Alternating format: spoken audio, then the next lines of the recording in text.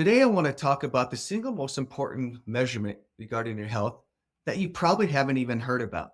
It's called heart rate variability. And no, it's not just your heart rate. What is heart rate variability? So, what it is the space or timing in between each heart. Healthy heart rate variability is you have a lot more change to your heart rate. And if you have less change to a heart rate, it means it's more poor and you have a lower heart rate variability. And it is important because the higher your HRV is, the better your health is. The lower your HRV is, tends to be that your health is not as good. Like your cardiovascular health, most importantly, isn't good when you have a low HRV.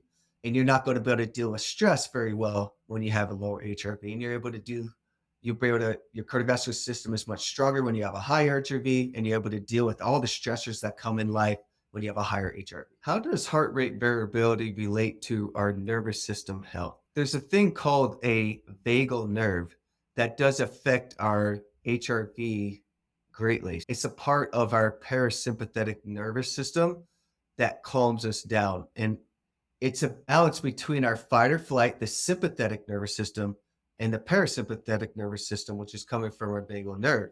So if we tend to have a better or higher heart rate variability, it's telling us that we're able to deal with stress more effectively. We have more of a balance between that fight or flight, which we're dealing with all the time. But if we improve that heart rate variability, we're able to deal with that better and more effectively. And that will help us have better sleep, better focus, better concentration, better digestion, etc.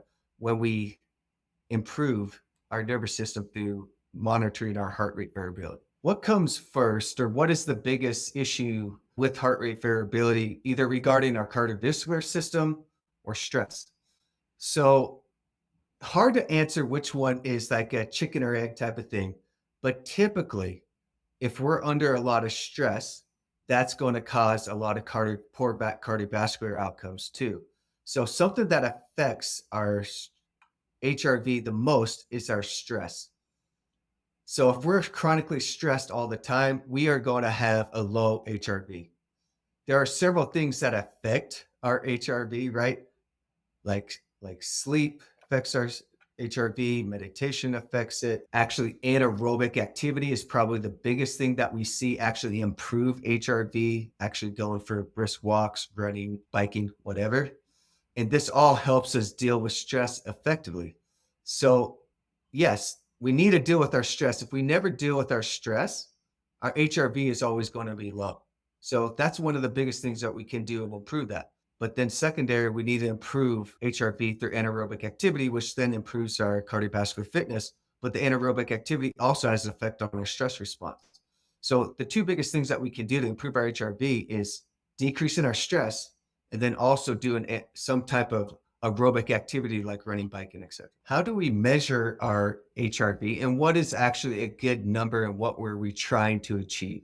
So how we monitor it is there's several devices now that we have that actually monitor. We used to have to get this thing that we strapped across our chest to be able to measure it appropriately. But now we have all kinds of different devices. We have the Oura Ring, we have Whoop, we have the Apple Watch. I believe the Fitbit even does a heart rate variability. So we have so many different technological options to better measure our heart rate variability. And where we want our heart rate variability to be for a normal person is between 50 to 100. This all depends upon age. The younger you are, the higher heart rate variability tends to be. The older you are, the lower it tends to be. These are normals, right?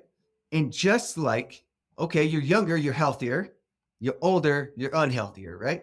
So it kind of has this correlation is we tend to see these trends. It's like, oh, you're 20 years old. You have an average HRV of like 100. Oh, you're older, you're 60 and older. You have an average HRV of like 35 to 55. So does that mean when we're older, do we not need to work on our HRV, and can our HRV actually in a very healthy range in the upper part of that 50 to 100? Yeah, we can, right? There's a lot of things that we can do, and we're going to talk about this in detail in another episode. It's not like the only thing we look at is like, oh, you have a good HRV. You don't need to worry about anything. But it's part of us actually measuring a measuring tool that we can use as doctors to know how someone's health is. Like blood sugar, blood pressure, heart rate variability fits in there and really gives us a good look. It's like, oh, you're really on the right track, or we really need to do something to help you out when your HRV is low. Do we have specific evidence that we say, oh, your HRV is this and you're going to live longer? We don't have that yet. This is newer type of data that we're getting out there. But we do see in the data that someone has a high HRV, we know they have good cardiovascular fitness. Good cardiovascular fitness relates to poor cardiovascular outcomes like heart attack, stroke, etc. So, yes, we do have some data that likely, if you keep your HRV elevated and higher, you're going to increase your longevity because we're decreasing our risks of poor cardiovascular outcomes in the future. And also, we're able to improve our digestion, our immune system, and all kinds of things that are related to HRV. It's just not our cardiovascular system. It's not just our heart rate. It's monitoring our autonomic nervous system, which does so many things for our body, right? It monitors our digestion, our heart rate, our blood pressure, our immune system, inflammatory state, on and on and on. It's all related to our HRVs. I believe this is going to be one of the breakthroughs that we can use to actually monitor how healthy someone is or how unhealthy someone is. Not the only marker, but it is a good marker. The next episode, we're going to talk in detail about the most important nerve of our parasympathetic or autonomic nervous system is our vagal nerve. If you want to learn more about how to stimulate your vagal nerve and improve your HRV, click my videos to the right. I'm Dr. Jake, and I'll see you there.